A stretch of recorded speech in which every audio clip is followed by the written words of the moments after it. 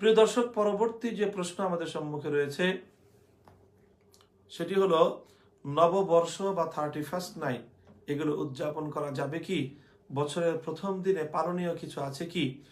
প্রিয় দর্শক, ইসলামের মধ্যে এটি দ্ব্যর্থহীনভাবে বিভিন্ন হাদিসের মধ্যে নিষেধ করা হয়েছে যে এমন কোনো বিশেষ দিবস পালন করার কোনো অবকাশ ইসলামের মধ্যে নেই। বিশেষ করে বছরের প্রথম দিন বা প্রথম রাতকে উদযাপন করা এটি ইসলামী ধর্মীয় রীতি নয়, বরং এটি বিজাতীয় নীতি, এটি বিজাতীয় কালচার। কাজে অন্য ধর্মাবলম্বীদের এই সকল কালচার যারা উদযাপন করে তারা আল্লাহ রসুল সাল্লাল্লাহু আলাইহি ওয়াসাল্লামের ভাষ্য অনুযায়ী মান তাশাব্বাহা বিকওমিন ফাহুয়া মিনহুম, যারা যে জাতির সঙ্গে সাদৃশ্য অবলম্বন করবে তারা সেই জাতির অন্তর্ভুক্ত বলে গণ্য হবে।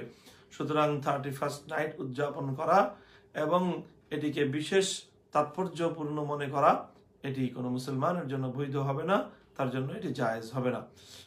প্রিয় দর্শক, পরবর্তী যে প্রশ্ন আমাদের সম্মুখে রয়েছে, কোনো ব্যক্তি মুমূর্ষু অবস্থায় যদি থাকে বা হাত অবশ হয়ে যায় তাহলে তার শরীরের অবাঞ্ছিত লোমগুলো পরিষ্কার করতে হবে কি?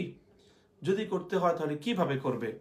প্রিয় দর্শক, কোনো ব্যক্তি অসুস্থ, মুমূর্ষু ব্যক্তি, অচেতন ব্যক্তি, অথবা যদি তার এমন হয় যে তার নিজের কাজ সে নিজের হাতে সে করতে পারে না, সেক্ষেত্রেও তার শরীরের অবাঞ্ছিত যেই পশমগুলো রয়েছে এগুলো পরিষ্কার করতে হবে। সেক্ষেত্রে কিছু পশম তো রয়েছে যেগুলো মানুষের সতরের বাইরে, অর্থাৎ যেরকম মুখের মধ্যে মোচ রয়েছে, বগল তলে পশম রয়েছে, এই পশমগুলো এগুলো সতরের অন্তর্ভুক্ত না হওয়ার কারণে এগুলো যে কেউ পরিষ্কার করে দিতে পারে। তবে কিছু অবাঞ্ছিত পশম রয়েছে যেগুলো সতরের অন্তর্ভুক্ত, যেমন নাভির নিচের লোম যেগুলো থাকে সেগুলো পরিষ্কার করতে গেলে এখানে সতর উন্মুক্ত হওয়ার প্রসঙ্গ রয়েছে।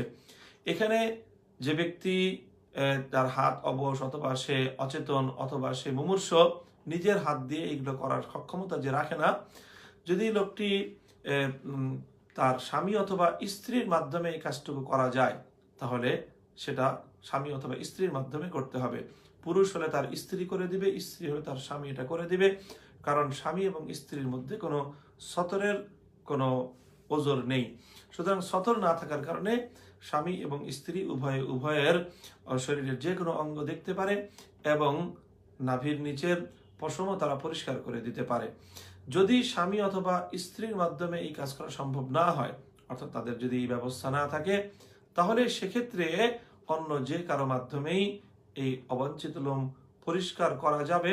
সেক্ষেত্রে লক্ষ্য করতে হবে যে তার দৃষ্টিকে সে যতটা সম্ভব সেই জায়গা থেকে দূরে রাখবে এবং সেখানে দৃষ্টি অবনত রাখবে। যেহেতু এটা দৃষ্টির ব্যাপার, সতর লঙ্ঘন হওয়ার ব্যাপার, কাজে সেখানে যতটুকু না দেখলেই নয়, ততটুকু দেখেই সে অবাঞ্ছিত লোমগুলো পরিষ্কার করবে।